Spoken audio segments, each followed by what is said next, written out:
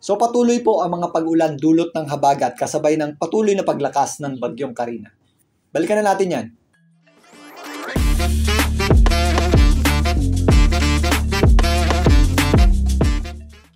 Welcome po muli sa Philippine Weather Trivia. Again, para po sa mga bago sa channel na to, ako nga po muli si Alvin Pura, isang meteorologist at ang inyong weather tito. Dahil pa rin sa ating habagat na pinalakas ng bagyong Karina, patuloy pa din po yung ating mga pag-ulan.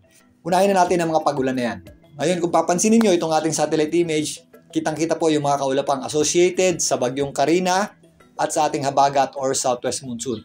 Dito sa bandang Mindanao at ilang parts ng Visayas, medyo mas manipis yung ating kaulapan. Pero meron din po tayong inflow ng hangin dyan ng ating habagat patungo sa bagyong Karina. Mostly, mas maaliwalas ang panahon natin in most parts of Mindanao pero mas mataas ang ating tsansa ng pag-ulan or posible po yung mga scattered o kalat-kalat na pag-ulan. Dito po sa western section nito, ang Zamboanga Peninsula, kasama po dyan ang area ng Basilan, Sulu at Tawi-Tawi. Relatively maaliwalas din ang ating panahon in most parts of Visayas. Meron lang tayong mga posibleng scattered kalat-kalat na pag-ulan dito po sa area ng Northern Samar at mas mataas po ang ating tsansa ng pag-ulan dito sa western section ng Visayas. Kasama po dyan itong area ng Negros at Panay Islands. Ramdam din po dyan yung hangin na hinihila ng bagyong Karina o yung ating hangin ng habagat. Breezy conditions din tayo at possible din yung mga scattered o kalat-kalat na pag-ulan dito po sa area ng Bicol Region, ilang parts ng Quezon, kasama na po dyan ang Aurora. Makikita rin dito, mostly yung ating konsentrasyon ng malalakas na pag-ulan ay nandito sa western section ng Luzon. So again, magpapatuloy po yung mga posibleng heavy to intense rains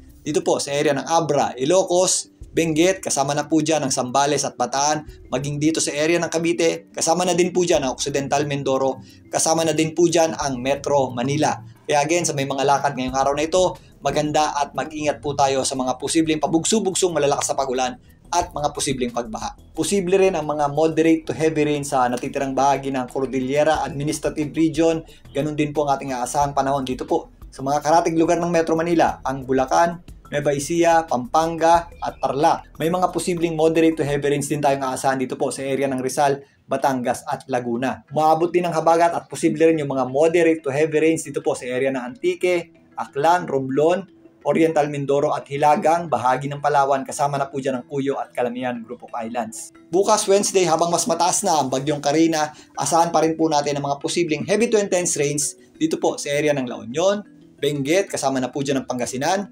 Zambales at Bataan, maging dito sa Occidental Mindoro. Magpapatuloy din ang mga posibleng moderate to heavy rains dito po sa Metro Manila sa darating na Wednesday. Ganun din po ang ating aasahang panahon sa mga karatig lugar ng Metro Manila. Yan po ang mga areas ng Bulacan, Nueva Ecija, Tarlac, Pampanga, maging dito sa area ng Rizal, Batangas, Laguna at Cavite. Abot pa din ang habagat at posible pa rin yung mga moderate to heavy rains dito po sa natitirang bahagi ng Mindoro.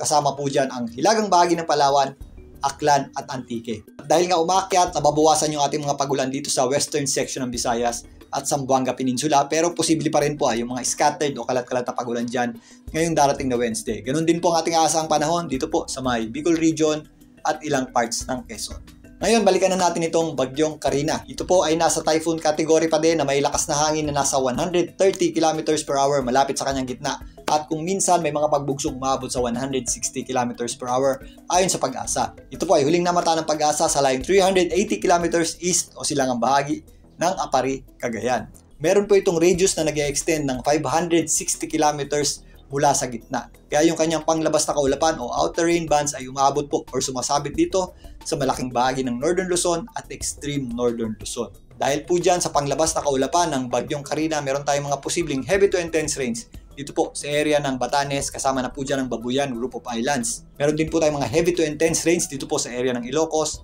Abra, Apari, Apayao, kasama na po dyan ito pong hilagang bahagi ng Cagayan. Bukas, pag-akyat naman ng bagyong Karina dito po sa eastern section ng extreme Northern Luzon at eastern section ng Taiwan, yung ating mga heavy to intense rains ay mako-concentrate naman dito sa extreme Northern Luzon, kasama po dyan ang Batanes at Babuyan Group of Islands. Dahil po sa lawak ng radius ng bagyong Karina, sumasabit po yung kanyang wind field dito po sa hilagang bahagi ng Luzon at extreme Northern Luzon. Nakataas po ang tropical cyclone wind signal number 1 ng Pag-asa dito po sa Ilocos Norte, hilagang bahagi ng Apayao, kasama na po dyan itong northeastern section ng Cagayan, maging dito sa northeastern section ng Isabela. Signal number 1 din tayo sa hilagang bahagi ng Aurora at ito pong area ng Catanduanes. Again, ito pong tropical cyclone wind signal, yung hangin na associated dito sa bagyong Karina.